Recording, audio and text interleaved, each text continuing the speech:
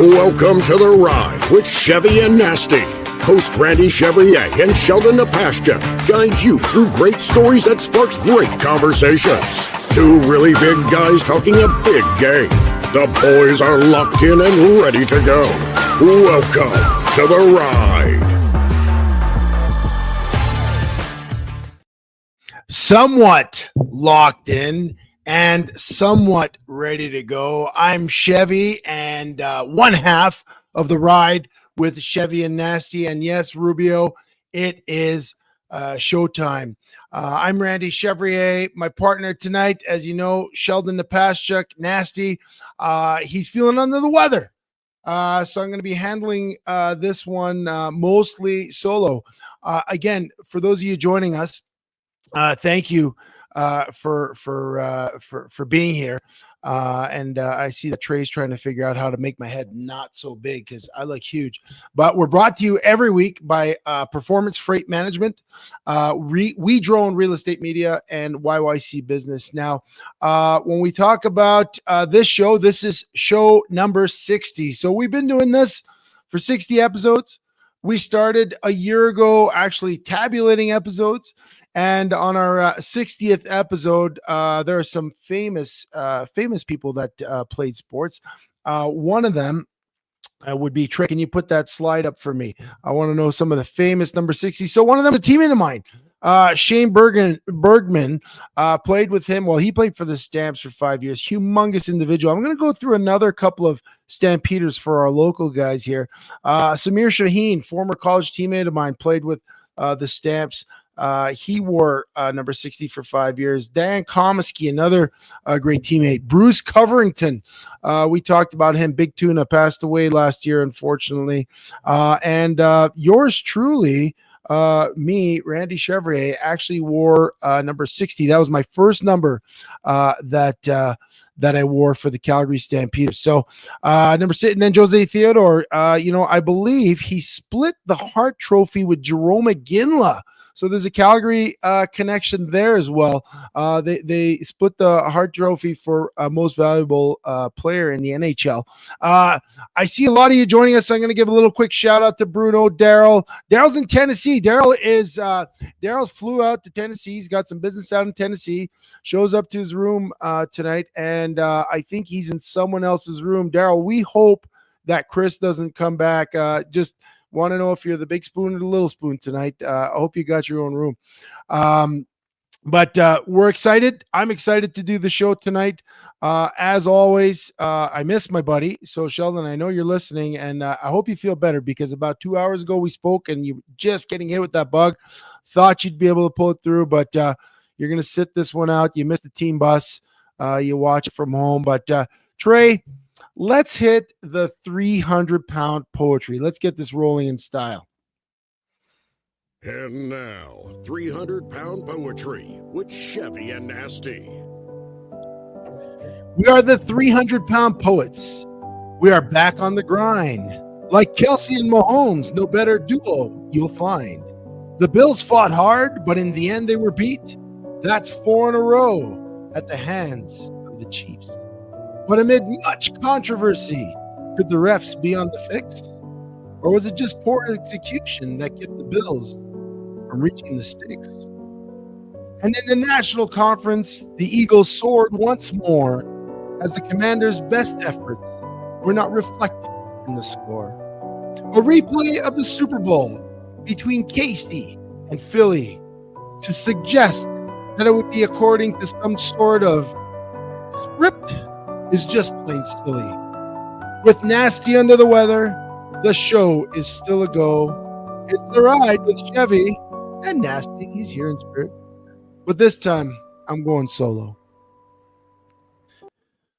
So I'm going solo tonight. We had lots of plans. And, I think, I don't want to listen to me talk for another hour. And I know you don't. And I think there's no better way than to, when you're a leader, you got to plan for succession planning. I'm not going to be here forever. Sheldon's not going to be here forever. And you got to make sure that you have a plan for the next generation to step in and to lead. And sometimes, when a star player goes down, someone steps off the bench and they perform. And I think tonight we're going to have to give young Trey, producer Trey, an opportunity to shine. Now, Trey, can you step in on the show? Can you step in? I think it's your time to shine, because I don't want to go solo. Well, now you erased me. I guess I'm not. Oh, there you go. How come we're so big? Oh, there you go. There we go. How's it going, Randy? Good. Welcome to the show, Trey. Obviously, you're on the show every week, and we get you on once in a while. But tonight you're riding shotgun. We put Sheldon in the trunk, and you're riding shotgun. Now, listen, you don't really know where we're going this, and I don't know where we're going because it's the ride. But I figured since you're coming off the bench, and I found this out about like everyone knows, this is about 10 minutes ago. You come off the bench, and you're expected to perform like this. In the pros, there's no space for I wasn't ready. There's no space for shoot, I don't know the game plan. Like, if it's your time, we talked about the Toronto Argonauts going to the Grey Cup. Their quarterback, he gets hurt. Star quarterback, MOP of the league, gets hurt. Nick Arbuckle, off the street, comes in and wins them the Grey Cup. That's the type of performance I expect from you. Are you ready for this tonight? Yeah, I'll happily be your Nick Arbuckle, and I will strive for that MVP for my one time to shine. Well, and in the spirit of that, I figured, why not pull up some of the great backup quarterback performances? And because you know what, great weekend of football, might not have gone the way we want. We can debate that a little bit later because we've been hot and heavy on the chat line. But in your recent memory, can you remember some of the great backup, whether it's quarterback performance, athletes, goalie, something that really stands out for you? Because there's a couple out here, and if you can't remember, I'm sure you're such a sports guy. Which one comes to mind for you? Oh boy, yeah, I hate you putting me on the spot right now, but obviously the Nick Arbuckle one was very cool. Yeah. I mean, he was not far away from retiring, and then wins a Grey Cup in the Grey Cup MVP. Boy, I'm trying to think Oilers. Well, I'll start jogging your memory. Maybe you can think. Yeah. But there's this little lone guy in 2001. His name was Tom Brady. Oh yeah, and he was behind this guy, Drew Bledsoe. Drew Bledsoe had just signed, I believe, it was $111 million deal. Got knocked out of the game by the Jets. And, this undrafted or 7th round pick, that couldn't even run a 40, he steps in, and next thing we know that's history. So Tom Brady, in my opinion, has got to be one of the greatest greatest backup stepping on the field quarterbacks and stories of all time. Would you agree? For sure. Yeah. I mean, I know when he came into New England, he was like, well, I'm the greatest decision your franchise has ever made. And everybody kind of laughed him off. And then he gets his one chance. And Bledsoe never saw the field again. So never saw the field again. Bruno puts one in there. Jim Plunkett, legendary Raiders QB, came in for injured starter. Was it Dan Pastorini? This is 1979. He led the Super Bowl or the Raiders to a Super Bowl. Came in as a backup. Another one, again, my era, when I really got into football, got to say Kurt Warner. Yeah, that was actually one that came to mind for me as well. Stepped in, did phenomenally. Actually, the last time that the Washington, I guess, Redskins won, it was on the heels of a backup quarterback. There are so many great stories. The Frank Reich, before Tom Brady orchestrated the greatest comeback one of the greatest comebacks ever against the Atlanta Falcons. I believe it was Frank Reich, who was backing up for Jim Kelly, that had one of the greatest performances, coming back from a 35-3 deficit as a backup quarterback, throwing 3 touchdowns to Andre Reed for the Buffalo Bills back in the day. So there's a lot. I mean, the good thing is, there's a precedence here. It's not like it can't be done. It's not like you can't come with some hot takes. Think about Nick Foles. Think about what Nick Foles did for the Eagles. What year was that? 2019? 18. There you go. So 2018, Nick Foles steps in, and he bought himself probably another couple of years. So I don't know. Where do you go today, Trey? Well, I'm giving you the floor now. Where do you what are some of the things we want to talk about tonight? I just want to shout out one that's pretty recent too. Remember David Ayers, the goalie for the Zamboni driver, the Zamboni driver for the Leafs, and he came in. Yes, but he played. He was for with the the Hurricanes. Hurricanes. That's Yes, right. yeah, but he was their Zamboni driver. It's true. And he came in and he shut the door on him. That was legendary. They can never live that down, eh? We got a firefighter in Calgary that he is the e-bug for he's one of the e-bugs for the Flames. And he every once in a while he has to get up and play. That would be like, are there any other sports that sort of have that backup mentality? Because again, hockey, you don't really have backups. Like it's not like football where you have backups and starters. Like, can you think of any other situations where a guy like got an opportunity to shine and he made maybe the star expendable? Like I saw it in Montreal with the Canadians at one point when Yaroslav Halak was coming in for Carey Price and he was playing really well.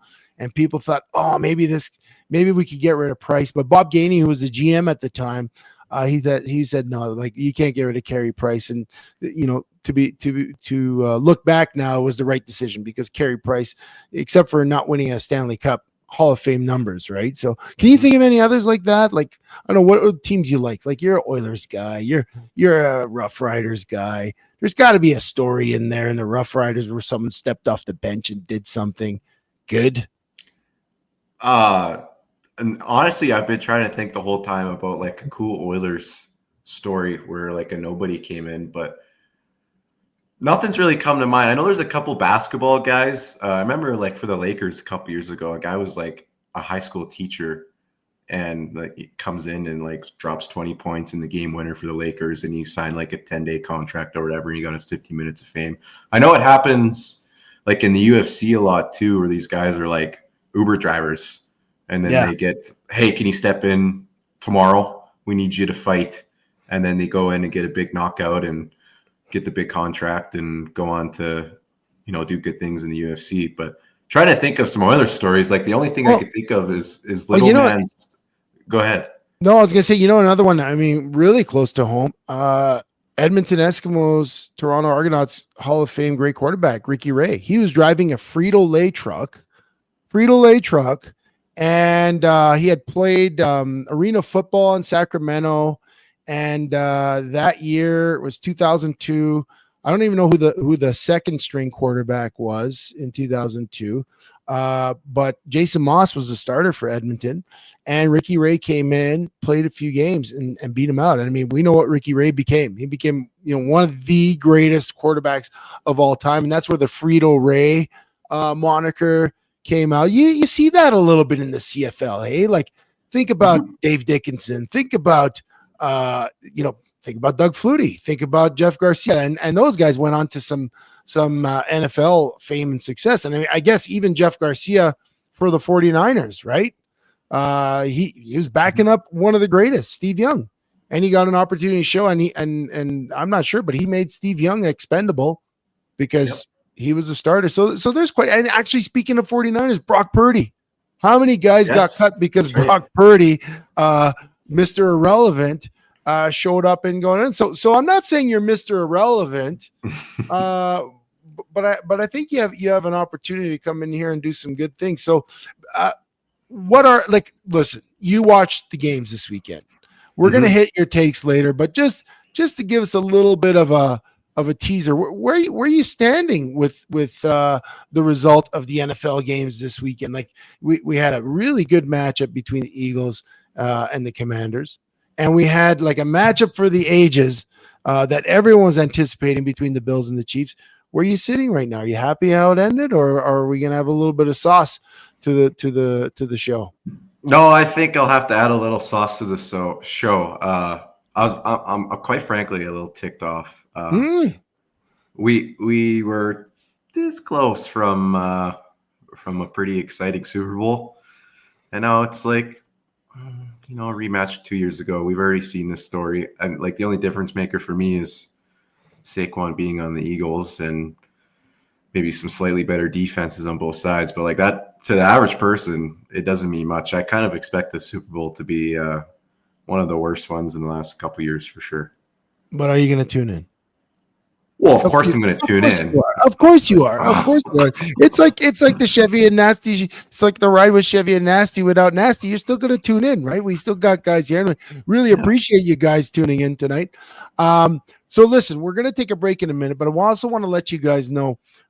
Yesterday, we had an opportunity to sit down with a former teammate of mine, CFL player, Glenn Love Jr. Now, you might not know the name. He was linebacker, played with Calgary for about 3 or 4 years. Went on a little bit of time with the Alouettes, a little bit of time with the Roughriders, and then COVID hit, and his kind of career got sidetracked. Also, a former UCLA Bruin, Rubio. And Glenn Love, we sat down with him. Unfortunately, last week, well, I don't think it was last week, but he was made public last week, diagnosis of ALS.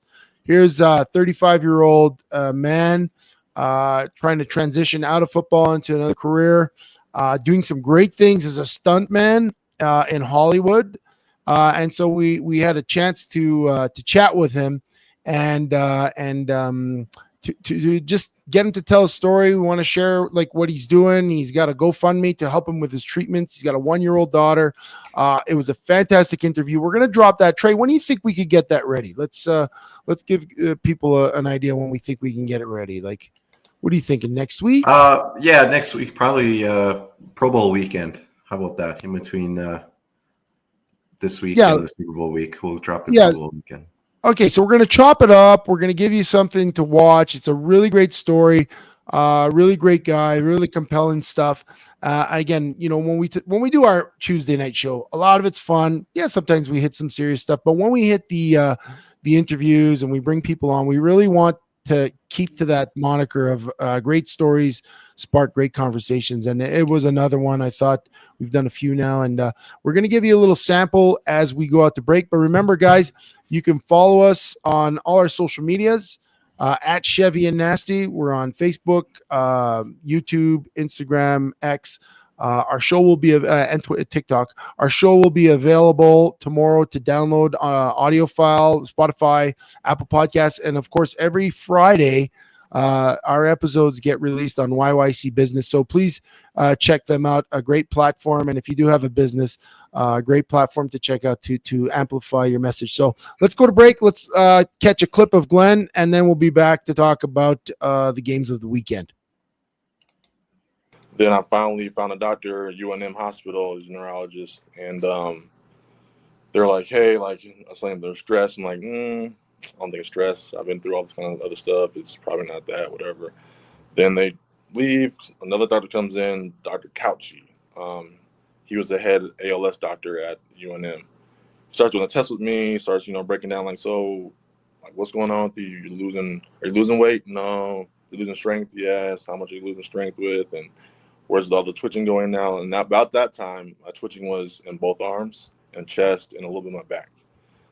So, I'm like, what is it then? Like, what do you guys think it is? And he's like, sorry to say it, but like, you probably have ALS. That was the first time hearing from a doctor. And I'm like, all right, take a deep breath in, whatever. Then like, start asking questions, and like, or a question comes up, like, what does that mean? How long is that? Is that, fatal? He's like, well, technically it's like 2 to 3 years minimum, like average. I'm like, all right. And that's when like the world just kind of like goes bright black, whatever you want to call it. You're just like in like a numbing state at that point. You don't know like what's going on, and you don't feel like it's real.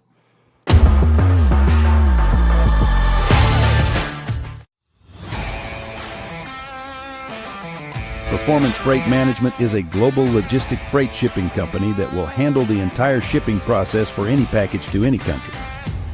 Whether it be a simple truck shipment from your office to Toronto or your company importing generators from China, PFM Freight handles it all. We have the expertise and technology to handle any shipping requirements. Skip the guesswork and let us take the shipping pain off your plate.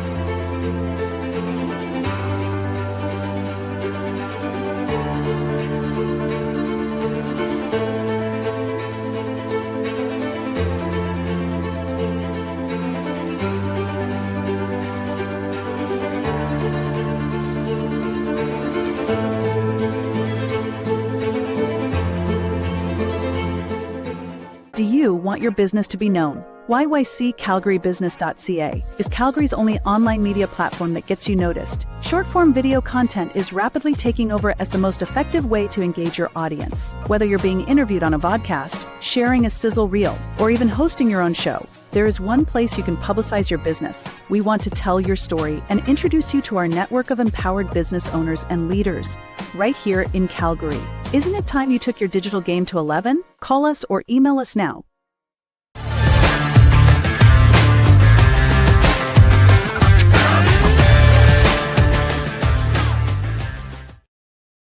Okay, I'm going to apologize live. Maybe it was a mistake. So first of all, welcome back, all of you. If you're looking for Sheldon, the Nasty, he's here in spirit. He's watching from home. He took really ill. Let me know that he wasn't going to be able to do the show, and we brought up the backup. Now, my plan was this. Is I was going to spring a topic on Trey. We had a topic. I was like, yeah, just roll with me, and maybe I put you on the spot with the backup talk, but I thought we can get it. But you know what? There's some good conversation there about quarterbacks, because I'm typically a fan of the underdog. Since we've done the show, we talk about picks when we talk about sports, football, hockey. I always pull for the underdog. I mentioned Doug Flutie, like one of the greatest underdogs. You mentioned Kurt Warner. His movie was The American Underdog. But when it comes to picking the underdog versus picking a team that operates at such a high level that you're witnessing something that's so hard to replicate, I often find myself rooting for that perfection. Sort of like when the Patriots became the team that everyone hated, I really appreciated the way they operated. And they went through so many iterations of Patriots way. They went from a smash mouth running game. They went to a 2 tight end system. They had the 1 year with Randy Moss. They constantly reinvented ways to win and ways to be great. And so many people hated them. And when you have a team that's great, whether it's in football or hockey, you're always going to have more people that hate them than that like them, because nobody else is them. They're the team you want to be. You wish your team won 7 Super Bowls. And I think that since Brady retired and what we're witnessing now with the Kansas City Chiefs, Patrick Mahomes and Kelsey, and Andy Reid, and the way they operate and the way they win, and then you add a little bit of spice with the Taylor Swift thing that's been going on. They really got a lot of people talking about them. So Trey, I think we're going to just start there. We had a heated debate this weekend, and you have some thoughts about the game. I'm kind of happy the way it turned out. I'm not a Bills hater. Felt kind of bad for them. Thought that if there was a year that they were going to beat the Chiefs, this might be it. I don't cheer against Josh Allen. I was just like, I don't think he has what it takes. And he didn't have what it took on the weekend. And the Chiefs are going back to the Super Bowl. Tell me, young Trey, tell me how you really feel. Well, I'll tell you how I really feel. I feel like they were screwed. I'll start with that. I thought all year that the Chiefs were kind of a fraudulent team. They kind of had a couple lucky wins. If you go back, remember week 1 against Ravens, where Likely's toe is out by a toenail and they win that game. And if you remember the game against the Falcons, where they're getting wrapped up in the end zone and there's no PI. And then a little later in the year, the doink against the crossbar to beat the Chargers. And it's just okay, well, this team just keeps running into these miracle situations, ending up on the right side of it. And I just think that their luck was going to run out in the playoffs. And boy, I was wrong. Looking at the photo here, we all know the situation. I have the video too. We'll play it. But wait, you said, and let's break this down a bit, because you said their luck's going to run out, right? And everyone thinks that when you find ways to win, and especially the way they did they not break the record for consecutive wins in one possession games this year. I think was it 15 in a row or something? I think they're at 17 now. So, 17. So this is the thing. Like, you could say they're lucky, but good teams make their own luck. Like the Chiefs, to get into situations where it's a 1-point game, where they can just run the time off the clock, bleed it off. I mean, that's not all luck. They've been there before. They've done it. They've got skill. They execute. And you mentioned Baltimore Ravens, right? Fantastic team. Chiefs beat them early in the year. That should be resolved for Baltimore Ravens to figure out, okay, listen, the best team in the league beat us.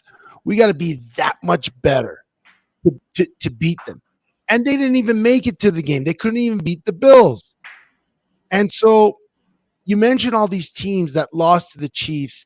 They didn't do anything to improve their situation because none of them are here. And yet you've got the Chiefs doing what they do consistently week in, week out. And the only team that gave them trouble this year was the Bills. And the Chiefs knew that they had to do a little bit better than the Bills to go back to the Super Bowl. They knew that they didn't have to do a lot, but they had to do a little bit better. The Bills had to do a ton to beat the Chiefs in their home, to beat their own demons that they've been trying to exercise for the last 3 years, now into the fourth, and they didn't bring enough. They brought enough to be close. I mean, you look at the stats. I mean, total yards 374, 368, passing yards 272, 233. Like the game was pretty much a toss-up, like right down to the end. But that's not enough to beat the best team. When Arnold said, when you're the king of the hill, when you're the wolf at the top of the hill, you don't look for the food. The food comes to you. It's right there to eat. Arnold Schwarzenegger said that. For the Bills, they had to be that much better than the Chiefs, and to be just close enough that people are worried about a call on fourth down that may or may not have crossed the line. That's not going to cut it, because even if they got that first down, Chiefs are still going to win that game. Chiefs are still going to win that game, in my opinion. I have to disagree. I think it completely flipped the momentum of the game. They were rolling. They had just scored 2 touchdowns to start the half. And even that 3-yard swing pass to Kincaid was poorly spotted. And then a tush push is poorly spotted, and everybody sits around. We wait 5 minutes, and the ball goes back to the Chiefs, and they go down and score. And then it's like, well, let's watch that play. Let's watch that play. Let's focus on that tush push, as you mentioned. Let's watch that play. This is basically science. Science by video editing. 3rd and 3. Fake the inside handoff. Go outside. Get the first. They say we got it. Kansas City comes up. They don't say no. Just 23 was like, no, I don't think so. And then, okay, they didn't get it. They got to hurry up. Clock's ticking, clock's ticking, clock's ticking, clock's ticking. Didn't get it by half a yard. Okay, QB sneak and pushed him over the line. No, what's going to be the call? Everyone's pointing every which way. One official comes in on the line. The other official comes in inside the line, and everyone's pointing, and we got tons of pointing, lots of pointing, and they say they stopped him. Let's take a look at my very scientific replays, okay? As you see, we've got Allen hugging the ball. Everyone I saw saying it was on his right side, but it's more on his left side, and it's dead center. He's just bear hugging that thing. Problem is, the Chiefs player gets in the way of our view. Don't worry. I edited with science. I made the Chiefs player invisible to give us some insight into where that ball actually is. There you go. That's where the ball is. He's hugging it right in front of his chest. He's got a good grip. See? Okay. So that's where the ball is. Now, see that pylon behind? Let's just drag that down a little bit. That's a straight line. Come on. Lower, lower. Keep going. I've got the head of the football over that dang line, and that official's got a great view of it. This is great news. Great news for Buffalo. Okay, so yes, That is That- oh my you might God. you might think it's silly that he had to Photoshop the guy's center of his chest on his body to see. But that's not the point I'm making. That's not the point I'm making. Okay, let's go. Keep making it. The point I'm making is, why on earth are we not reviewing these with chips and balls? Yeah, Like, but that's not the point. No, there is like zero reason why we are. There's no Fritos, there's no Doritos, there's no chips in the balls. So asking that question is saying like, I don't know, why are there no chips? You're not listening to what I'm saying, Randy. I'm listening. I'm just adding color to this. Randy, we keep going. We play tennis. We can see if a ball's in or out. Yeah, I know. We play soccer. You know, they have the soccer goals where it's like you can look over and see if the toe is a little bit offside or if the ball is in or whatever. Why are we just going off some guy running down the sideline and saying, the chip be? Trey, tell me where would the chip be? Would the chip be at the tip of the ball? Would there be two chips, one at the front, one at the back? Or would they somehow mysteriously floated in the middle? No, we can put it in both sides if you want. Sure. Let's get it right. Let's just get it right is all I want. We had chips and balls in the CFL, and because the CFL is a league of 9 teams, 9 kickers got pissed off because they were missing kicks, and they got the chips out of the ball. Maybe they were the guinea pigs for the NFL balls that have chips. Rubio says they got microchips in the ball, so they know how far it goes. But now, in all seriousness, like again. I listened to you lose your mind, and I'm glad you didn't drop any F-bombs tonight. I see that you're composed, more composed. But the thing about this is Tony Romo said this. He said when you're Tony Romo also said it was a first down. Okay. Yeah, but he also mentioned this: when you're doing a tush push in the field of play, and you keep driving your feet and stuff, the referee's making a judgment call. If you keep fighting for yards, the whistle doesn't go right away. If I catch a football and then run backwards 2 yards, I don't necessarily get the spot that I caught it on. Now, again, the judgment call, first of all, was hard, but it's not a cross the plane type thing, like when we're talking about the goal line. It's not. So, again, just like I mentioned, what the Bills needed to beat the Chief was decisive and conclusive gameplay to show beyond the shadow of a doubt that they could beat this team. And they didn't. They were even with the best team. And you know what they say? When you're even, he's leaving. And that's what happened. The Chiefs leaving to the Super Bowl, and the Bills are looking for chips and balls. Like, that's it. Like, there's like so many people whining about the Chiefs all year, but they keep winning. And while everyone else is at home or in Cancun or wherever they are complaining about the Chiefs are going to go on with an opportunity to three-peat. Now, I'm not saying they will three-peat, but until you beat them, you ain't them. And the Bills had a tremendous opportunity. Like, again, I like that Bills team. I thought Josh Allen had an amazing season. When you talk about MVP, they didn't name the MVP yet, right? Like, no. Who do we think it is? Do we think it's Josh or do we think it's Lamar? Because it's one of those two, right? There's nobody else in the conversation. It's probably Lamar just because he was the first team All-Pro quarterback. Yeah. So, but again, I thought it was really impressive what the Bills did. It's just, the Chiefs are that team right now. And not only are they beating them on the field, unfortunately, they're beating them in their heads. And no amount of dude showing up in an animal from the Muppet Show costume pregame to show that he's loose. Those guys were tight. Those guys were nervous. I don't know why that bothered you so much. I don't know. Every game. It's not a distraction. I don't know. I don't know. I wish we had a picture of that. But who is it that showed up in a barefoot?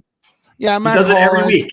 This is nothing new. He does it every week. I think it's a distraction because this is what he probably does. He probably has it in his. Definitely not a distraction. He has it in his hotel room. And he's like, yeah, today I'm going to unveil this. And you know what? When you get to the stadium and you see a guy show up in an animal costume, you're not focusing on your playbook. Or Dave Dickinson always said this, when he was coach. He's like, guys, the hay's never in the barn. You can always do a little bit more preparing for a game, even 5 minutes up until the game. But when you got a guy that shows up in an animal from the Muppet Show costume, barefoot, looking like an idiot.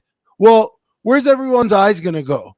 They're going to look at the idiot in the costume, talk about the, yo, bro, that's a great one. And like it could lighten the mood, but it could also be a distraction. I'm not saying Didn't Mac Hollins have 2 touchdown catches in the game? Like, catches, what but are we maybe, doing here? but you know what? Maybe the offensive linemen that were supposed to get that first yard for Josh Allen were still thinking about the animal costume instead of doing their job. Well, you know what they should have been doing, and Rubio is right on this. The Bills don't run a true tush push. They put little Ray Davis or James Cook behind Josh Allen. They don't do the Eagles way where they throw 2 they don't. tight ends or a center and a fullback. They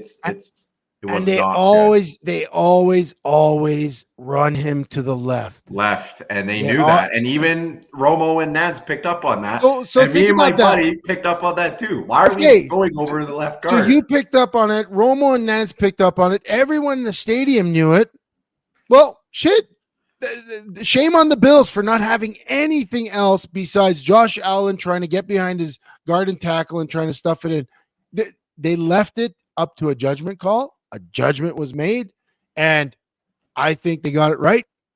31 fan bases that hate the Chiefs and hate Taylor Swift and hate Travis Kelce and hate Patrick Mahomes think they got it wrong, but doesn't matter what you think and doesn't matter what I think because they won. And the scoreboard doesn't lie. The Chiefs are going to the Super Bowl. So let's talk about that Super Bowl because, I mean, it's going to be a repeat of Super Bowl a couple of years ago. The Eagles, for me, Trey, I got to tell you, like you've been on the Eagles, hot on the Eagles. I do love the Taylor Swift, Reagan. But it took me a while to warm up to the Eagles. First of all, when you play for the Dallas Cowboys and you go to the old vet stadium and people are throwing like D batteries at you, you tend to think, and this was in the 2000s, you tend to not appreciate a group of people when they're throwing batteries at you when you're getting off the bus. So that's my first reason. But again, that natural rivalry, Eagles Cowboys, was huge. But I got to tell you, I definitely have warmed up to them this year. I really appreciate strong play, as I mentioned, when it comes to like dominant performances by a team. But when I witness greatness, I'm not a big Oilers fan, but when I watch Connor McDavid, I'm like, holy crap, like this guy's good. And when I watch Saquon Barkley week in, week out, what he does for that team, and really, he's one of those generational players that's not just good at what he does, but he makes everyone around them better. And I don't know how you do that as a running back. I don't know, because you get the ball and everyone's supposed to be blocking for you, but something that he does when he touches that ball makes everyone on that field. It's like a power up if it was a video game. Like even Jalen Hurts is a better quarterback because of this guy. And, watching him 2 weeks ago against the Rams was like poetry in motion. I even said it, I think. And then watching him this weekend, same sort of thing. I like this team way better than the one that was 2 years ago.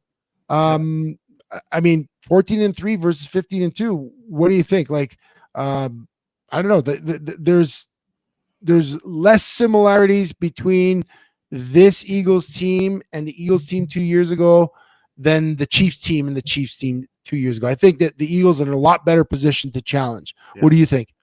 Yeah, I think that Eagles team from 2 years ago was kind of like a pass-happy team. And I don't know if you remember, but it was like every second play, Jalen Hurts was going deep to somebody, and they had a really good 3 quarters of catching balls, and they almost won that game, actually, if it wasn't for Mahomes. But I think with the addition of Saquon, it just changes the way the Eagles offense runs, and they can run it with Saquon, and then, okay, we'll pull it back, and Hurts will go for a read option. Okay, Devontae Smith is open. Okay, A.J. Brown's deep. Goddard had a great game the other day. Their O-line is probably the best in the league. And then when you flip it, they have Vic Fangio, who's probably the best defensive coordinator in the league, maybe Spagnoli. And they just have a wonderful defense. Quinyon Mitchell, the rookie, is playing some of the best corner football you'll ever see. And I think this Eagles team is a substantially better team than they were 2 years ago. But there's just something about the Chiefs, man. You just can't count them out ever in the playoffs. So yeah, I agree. I like, again, we talk about it a lot. When Brady was around, and I used to do a little football pool, I just had a couple of rules. I always picked the teams I played for, but never picked against Brady. And it usually worked. Welcome to the show, AC. Anthony Cobbs, AC Sports Live. I mean, he is a big-time Philly fan, and he's got to be on cloud nine. You got to be on cloud nine because, again, that game against the Commanders the other day started off pretty close. I was watching the beginning of it. I thought, man, the Commanders, and, again, my love for the underdog made me really root for the Commanders. I mean, I like Jaden Daniels and what he was doing. I thought they had a fantastic game the week before, and I thought, oh, this could be a good one. And then, the Eagles blew the doors off that. What is it? Was it 7 rushing touchdowns?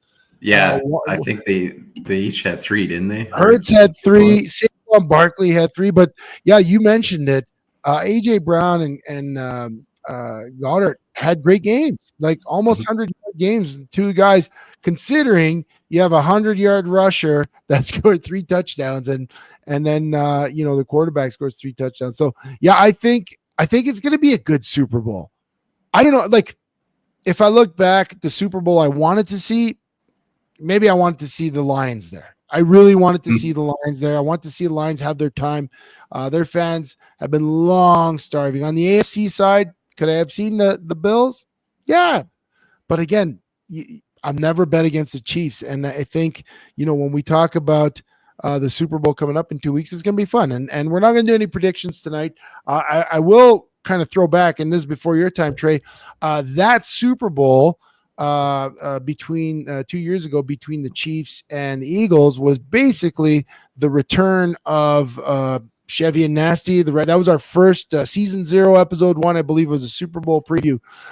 So Nasty lost some weight. Yeah, Nasty. Yeah, unfortunately, I see Nasty's under the weather if you're just joining us. But you know what? Let's move on. We're going to do the Blitz, and then we're going to take a quick break because lots of stuff to talk about. Time for the Chevy and Nasty Blitz.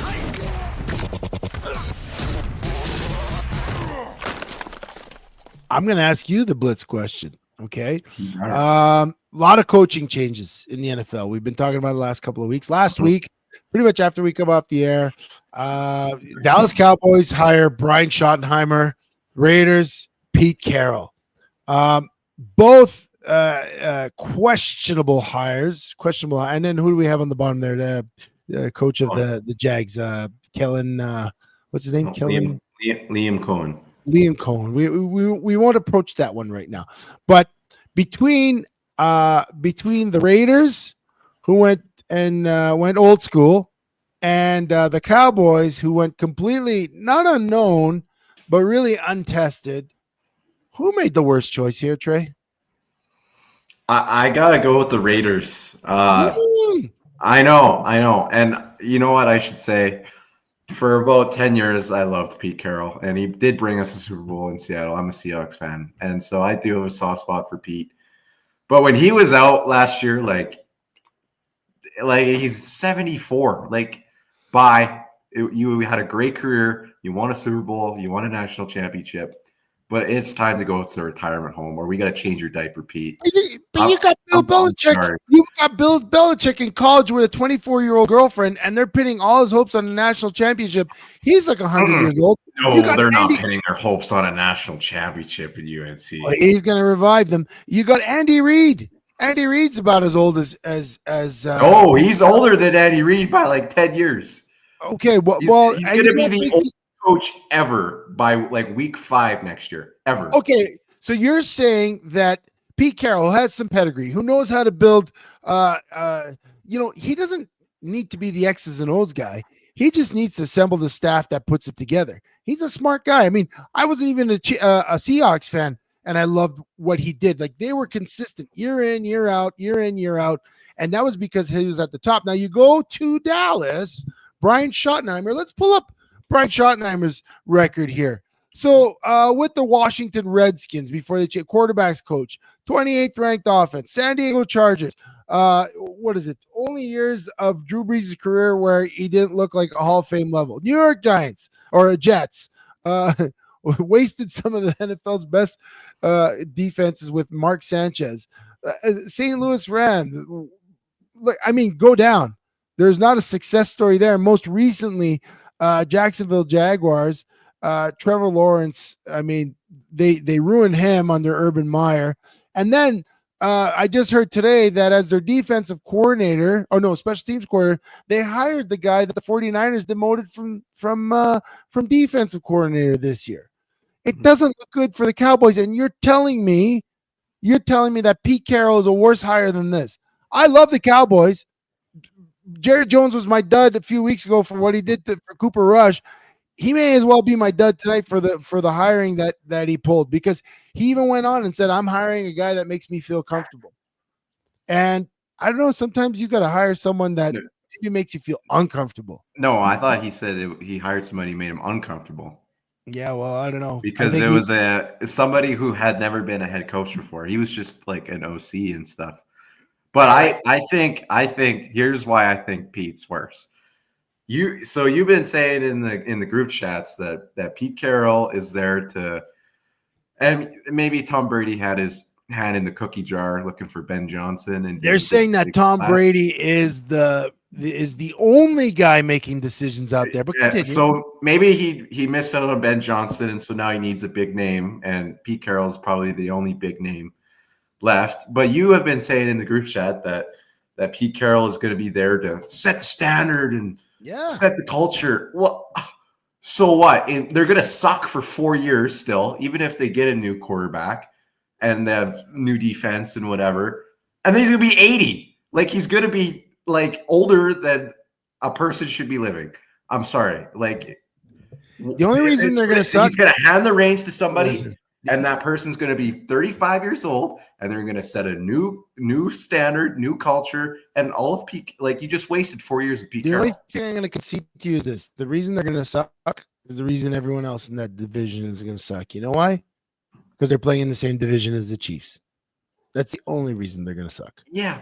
Okay. That's it. But that's it. No. The Cowboys are going to suck because they got a guy that is terrible, and they're behind the Eagles, who are pretty damn good, and the Commanders, who are pretty damn good. So I still think that the Cowboys made the worst choice. Let's go to the next blitz question. Let's see what else we got here. Are you asking it to me, or am I asking it to you?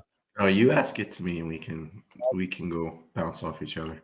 So let's go with this one. So listen, we saw in the last week, Detroit Lions preparing for NFC semifinal. They lose against the Commanders. 2 days after they lose, both their OC and DC get hired by the Jets and the Bears, respectively. Obviously, they were interviewing.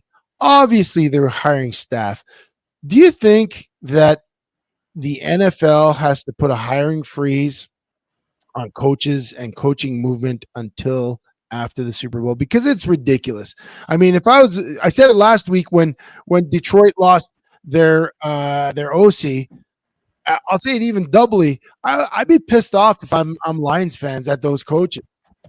And then you look at what happened in Jacksonville and Tampa with their OC, Liam Cohen or whatever his name is, going back and forth, waffling on his decision. NFL's got to put a hiring freeze on that so that people can just focus on the playoffs and not worry about coaches jumping ship the day after their team loses. Because, I mean, that would be ridiculous. What do you think? Yeah, I think if I was a Lions fan, I'd be pretty ticked off. Like you guys talked about it last week. Well, probably both of them now. They were like in the team meeting room and they're like, hey, coach, I got to go take a shit. And they're probably texting their buddies trying to assemble their staff because they know they're going to have this job. So I definitely think I would be ticked off as a Lions fan. But I don't know, putting a pot, like, yeah, you know what? Yeah, I'll agree with you. I think they should put a pause until after. I mean, CFL does that during Grey Cup. I think they do that They do a hiring freeze during the Grey Cup, and some, like there's trade freezes during Christmas break in NHL, Olympic times. I'm sure there's going to be a trade freeze during the Four Nations Cup. So it's not without precedent, and I think it just keeps everything clean so that everyone can focus on the football. You're not worried about guys. Put it this way: let's say you're a coach, you're one of the best coaches in the NFL. You're probably in your office all day long.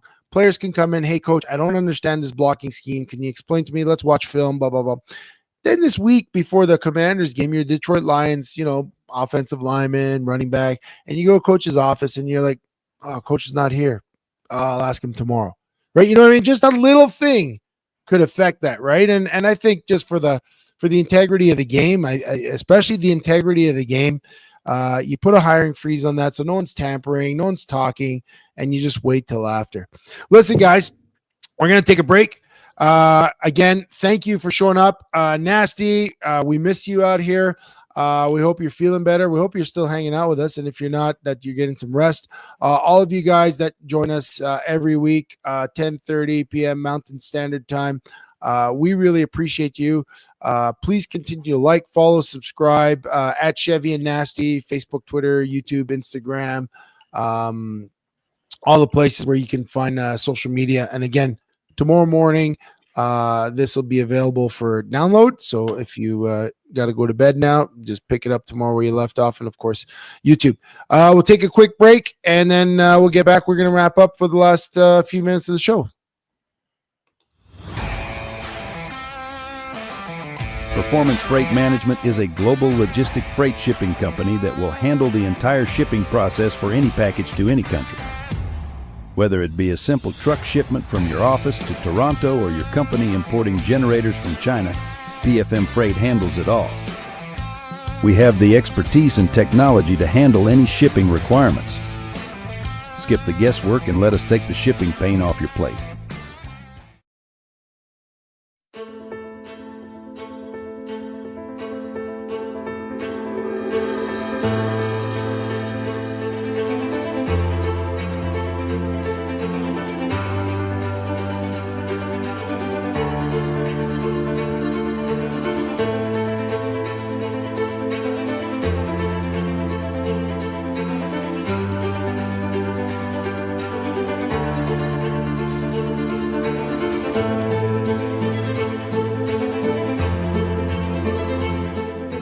Do you want your business to be known? YYCCalgaryBusiness.ca is Calgary's only online media platform that gets you noticed. Short-form video content is rapidly taking over as the most effective way to engage your audience. Whether you're being interviewed on a vodcast, sharing a sizzle reel, or even hosting your own show, there is one place you can publicize your business. We want to tell your story and introduce you to our network of empowered business owners and leaders right here in Calgary. Isn't it time you took your digital game to 11? Call us or email us now.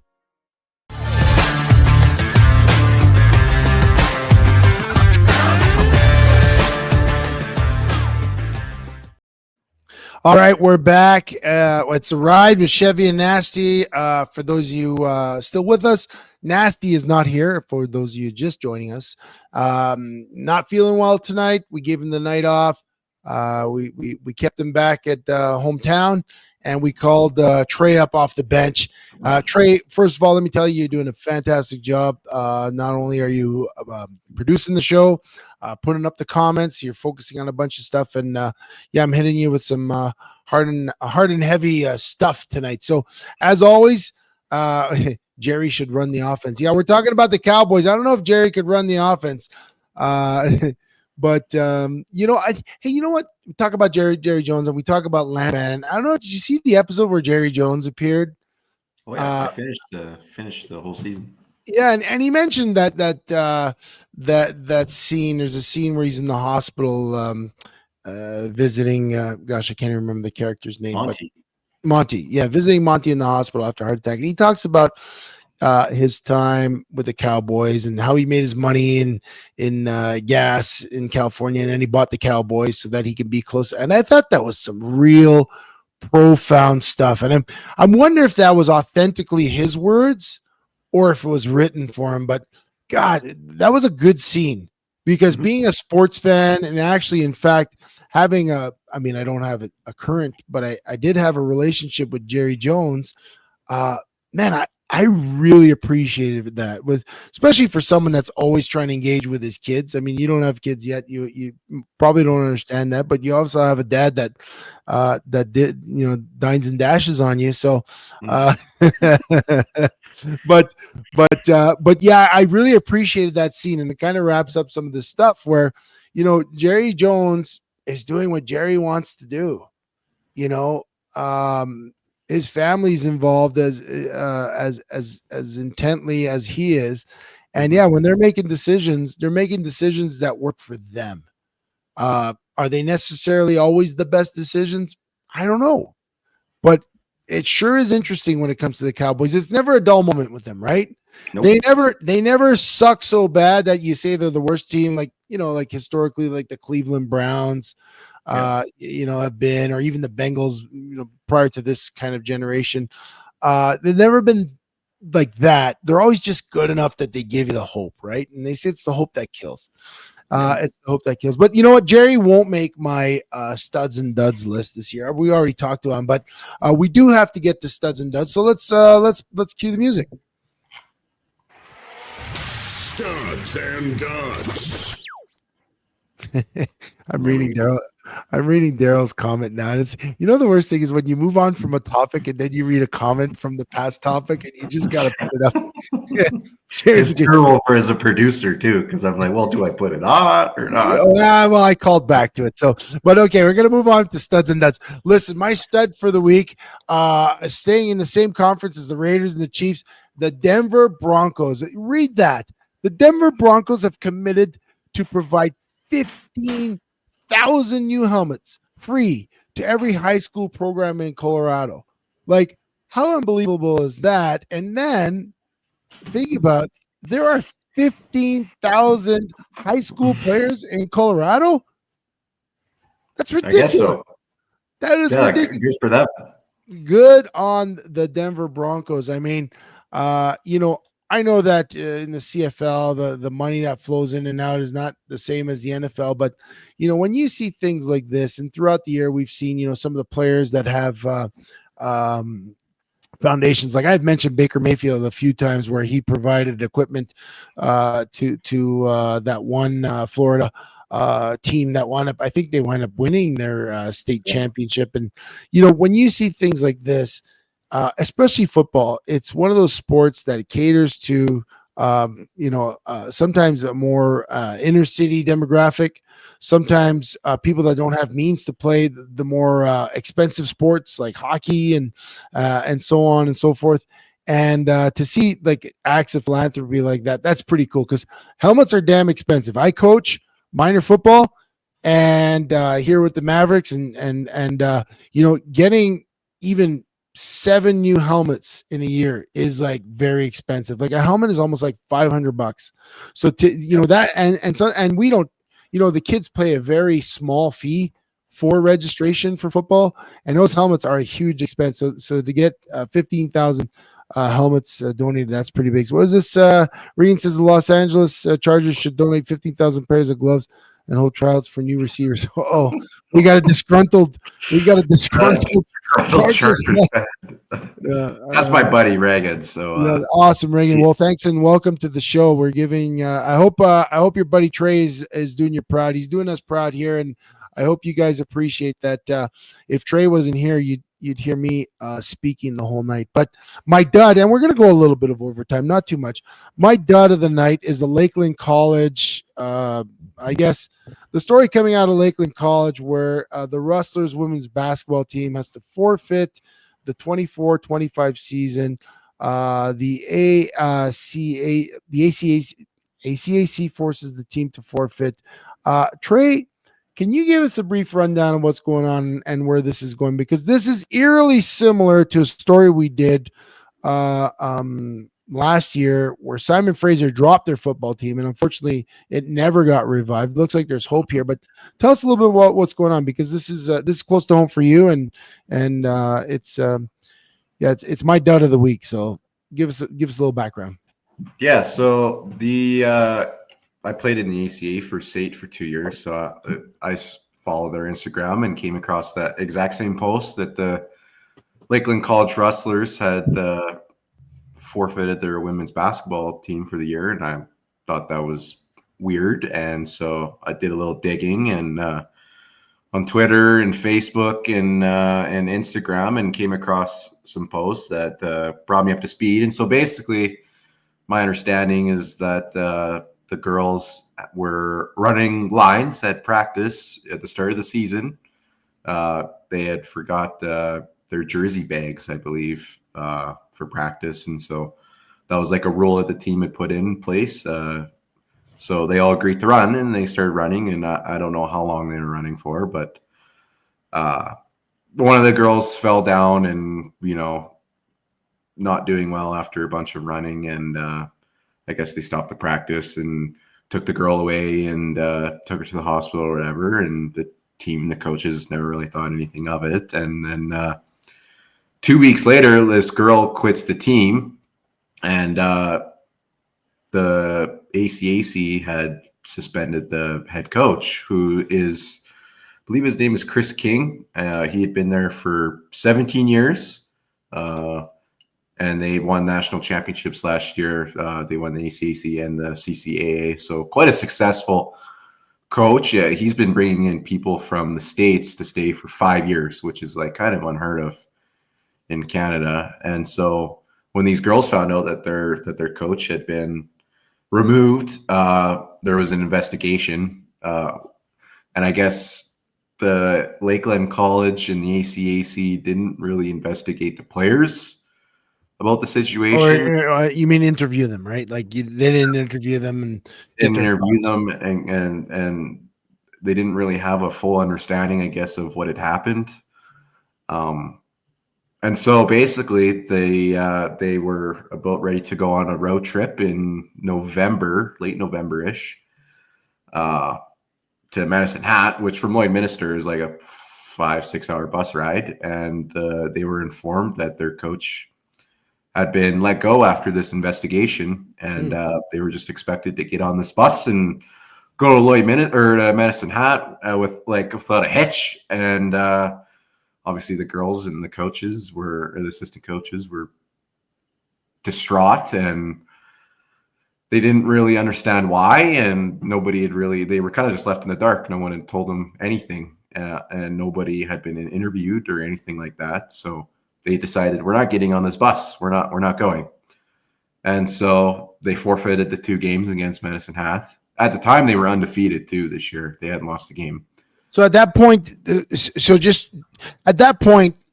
he could have been suspended for anything, right? Like they didn't know that this was relating to the running incident, or did they have a clue that this was related to the girl that quit, that made some complaints?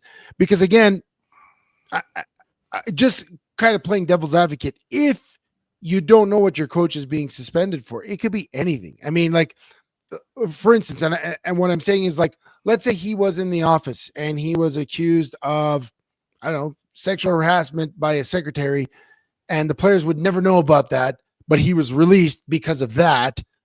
Well, it would be a pretty silly thing to forfeit if you don't know what the situation is, right? So did they have any inkling, or are they going on they thought, and that's what they did?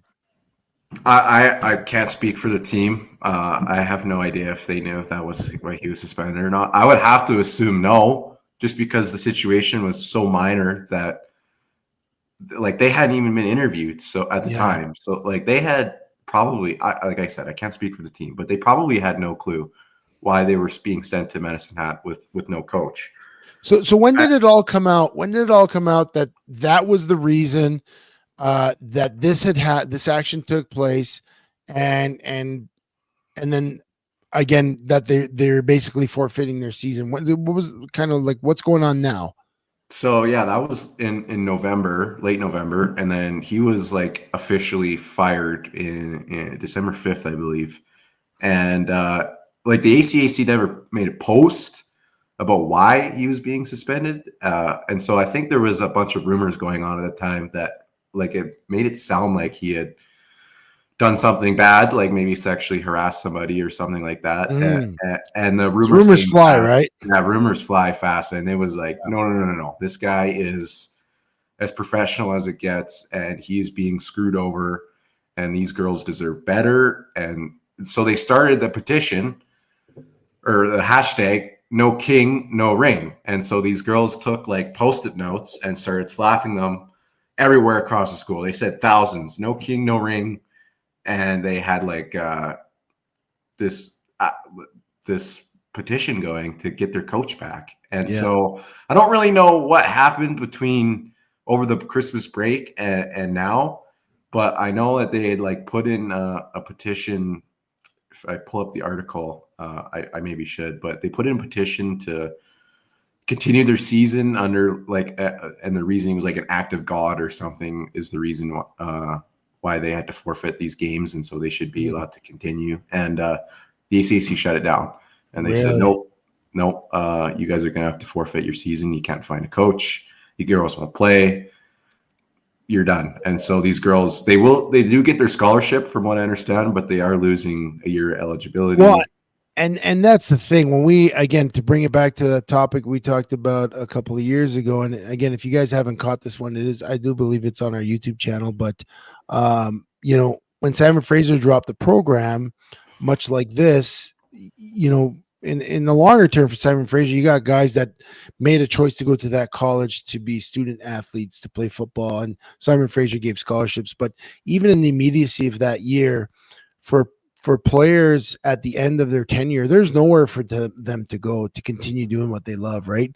And it's really unfortunate because, you know, you got parents coming from all over. You said this coach recruits from all over that make plans to go visit their kids. Like, you know, having an athlete, having a student athlete, and you're a student athlete. For those of you that don't know, Trey's on the golf team at UFC. Having an athlete in the family playing at college, it's a big deal. And to have that taken away, it doesn't just affect the player, it affects the families that put in all those long hours when they were young at the courts, and the extra work and the extra coaching, just to give them that, and to take that away for something with such overreach, a lot of overreach in this situation. It really is unfortunate for those gals, because they don't get an opportunity to come back. A lot of them, they don't get a chance to play. And just to go back, Rob Evans had a great quote there. If you want to throw it up, he said, if you don't tell the story, people will make it up. And that is true. You know, and unfortunately this thing is still evolving. I assume we might not have all the facts, but it is unfortunate for the girls, because at the end of the day, it's the student athletes that suffer. It's you know, it's not the coach. You know what? If he's that successful, guess what? He's going to coach somewhere else. This might be one of those things where he was pretty comfortable. He had a great program, but all of a sudden, necessity is the mother of invention. He reinvents himself. But for a lot of those girls, you don't get a chance to play beyond this. So it's super unfortunate. I had seen that happen at McGill. But you know, a more justified situation. There was a hazing situation, and the season was canceled, and they got some punishments, and players lost their opportunities there. More recently, again, when I talk about Simon Fraser dropping their football program, and that was literally in the middle of the night before exams, when the team was going to a team meeting. They had no clue that it was coming, and it, you know, again, there was an inquiry after. They forced an inquiry, but I guess the independent inquiry determined that they're not going to have the team back. But just for those of you that might have listened to that episode, we had a 3-part series on that. One of them, we had Jim Mullen, who was the president of Football Canada at the time, talked about the situation. We had big Doug Brown, who played a long time Hall of Famer in the CFL. He's a Simon Fraser alum, talked about what it meant. But we also had a family on there, the Kramers, Gideon Kremler, excuse me.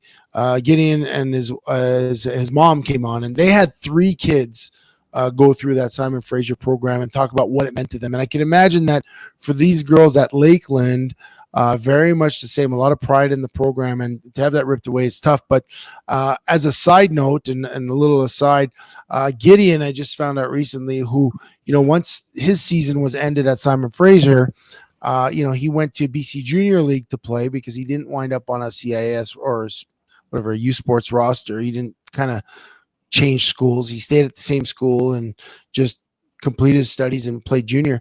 But he's actually going to play quarterback in Austria. So I guess for some of these athletes, there may be a happier ending, but they're definitely going to have to grind it out and show that, basketball or football in Gideon's case is really their priority right now. But it sure makes it tough for a student athlete to get that full positive experience. Like I assume they're not going to have very positive memories of this year when they graduate. Yeah. I've listened to a couple podcasts, the Sean Newman podcast, and he had 3 of the girls on and the 2 assistant coaches. And they were like, yeah, like I just can't recommend Lakeland College to anybody anymore. They kind of tarnished their reputation with this. And it's unfortunate because it was such a good program, but people just won't stand for this stuff. Yeah, no, because again, if it happens once, it can happen again, especially with no sort of explanation and no real logical sequence of events and proper investigation, as you mentioned. And so, yeah, it's unfortunate. A good program's going to die. We got not much time left. I think we should probably call it pretty soon. This summer, guys, we talked about this on the weekend and we wanted to introduce you. We're going to be bringing back the men's mental health movie night. This is not an official announcement, but we are looking to May. We'll get the dates out soon. We'll get all that going. But, Tom Cruise, Mission Impossible, The Final Reckoning is coming out. To get you ready for that, you got a number of months. Netflix has most of the Mission Impossible series. I just watched the Dead Reckoning, and I wasn't a big Mission Impossible guy. I love James Bond. I love action movies, but I saw Mission Impossible 1, 2, and 3, and that was like almost 20 years ago because I think Mission Impossible 3 was 2006. How old were you in 2006, Trey? 2. You were 2 years old. My son Luke was 18. It was just born, and so I watched those, and then I kind of got cool on the Tom Cruise movies for a while when he got all weird and jumping on Oprah's couch and all that stuff. But I watched from Ghost Protocol and on. Man, those are some good movies. And this weekend, I watched Dead Reckoning with my boys. I highly recommend it. In fact, I believe that one of the Mission Impossible movies is leaving Netflix pretty soon. So you guys might want to catch it to prepare for the men's mental health movie night. I think it's going to be good. Trey, have you seen any Mission Impossible movies? No, I've only seen the clip of Tom Cruise like hanging off the airplane doing his own stunts. So I'll have to check it out for sure. You've been telling me it's a good series of movies, so that's a good movie to watch with your dad. Like I don't know, do you watch some movies with your dad sometimes? Is there a series you watch? For sure. Because with my dad growing up, it was the James Bond movies. My dad loved the classic James Bond movies. So if a James Bond movie came out or Indiana Jones, that was a good movie to watch with my dad. The Mission Impossible series is another one that's just fun to watch with dad, and I highly recommend it because as we get closer to May, we're going to start pumping up the information on the men's mental health movie night. We're going to need you guys to help us pump out the information to get it out to your networks. We want it to be a bit bigger, so we'll give you. We haven't finalized plans, but we know it's coming in May. And we're going to need your help to spread the word, pack the house like we did last year. If you were there, it was a fantastic night. It was fellowship. It was film. It was food. It was friends. And it was fun. And I think that'll be great. So, Rob Evans says his dad was World War II movies. I like those too. Where Eagles Dare. Another classic movie, if you've ever seen, has like every Hollywood star from the 50s and 60s. But listen, guys, I think we're going to pull the plug there. First of all, want to thank Trey. Trey, you did a fantastic job producing. You did a fantastic job on the air. Sorry if I put you on the spot, but I know you did a fantastic job there. We're gonna do it more. Guys, for all of you listening again, please like, subscribe, share our pages, share our posts. We actually work pretty hard to do the bit of social media that we do. So if you guys can share it, just give a like, Share it in your stories. That's a big thing for us. We try to make the clips interesting. And we're thoughts and prayers out to Sheldon. I hope he doesn't need thoughts and prayers. I hope he just needs a little bit of chicken soup. And but yeah, Nasty, we missed you tonight. I missed you. I know Troy missed you. And glad that we have number 3 that could step in. That's great for our team, and it allows us to keep the show rolling. Guys, thanks again. Damon, thanks to all of you for listening. We'll be back next week right here on The Ride.